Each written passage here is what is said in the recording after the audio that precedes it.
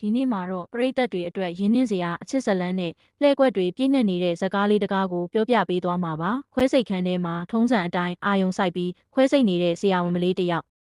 ဒါပေမဲ့သူမခွဲစိတ်ပေးနေရတဲ့လူနာရဲ့မျက်နှာကိုတေချာကြည့်လိုက်မိတဲ့အခါမှာတော့သူမရဲ့တစ်ကမ္ဘာလုံးရပ်တန့်သွားခဲ့ရပါတယ်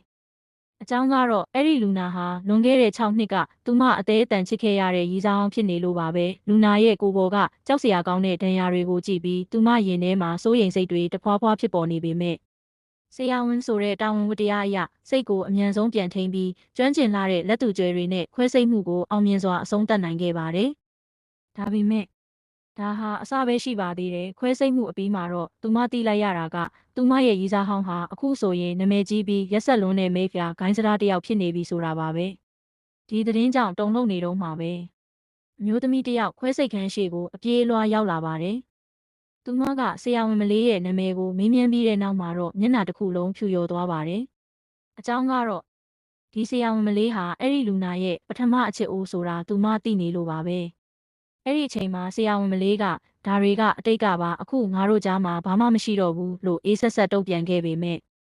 ထိုအမျိုးသမီးစီကထွက်လာတဲ့စကားတခွန်းကသူမကိုစွန့်သွားစေခဲ့ပါတယ်နင်ကသူ့အမုန်းဆုံးမိန်းမပဲနင့်ကိုမေ့ပစ်ဖို့အတွက်သူပါမစိုးလုပ်ခဲ့တာသူရှိမှနင့်နာမည်ကိုတောင်ဘယ်သူမှမခေါ်ရဘူးဒီစကားတွေကဆရာဝန်မလေးရဲ့နှလုံးသားကိုဓာတ်နဲ့မွန်းတယ်လို့ခံစားလိုက်ရပါတယ်ဒါတွေမကသေးပဲထိုမျိုးသမီးကသူမဟာမိတ်ဖျက်ခေါင်းဆောင်ရဲ့ဇနီးဖြစ်ကြောင်းနဲ့သူတို့မှာကလေး3ယောက်တောင်ရှိနေပြီဖြစ်ကြောင်းဂုဏ်ယူစွာပြောဆိုပြီးထွက်ခွာသွားခဲ့ပါတယ်နောက်တနေ့မနက်မှာတော့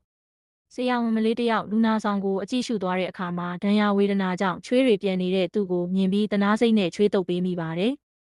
အဲ့ဒီအချိန်မှာပဲသတိမေ့နေတဲ့ရီးစားဟောင်းကသူမရဲ့လက်ကိုအတင်းလန်းဆွဲလိုက်ပါတော့တယ်ထိတ်လန့်သွားတဲ့ဆရာဝန်မလေးကလက်ကိုယုံထွက်ပြီးထွက်ခွာသွားခဲ့ပေမဲ့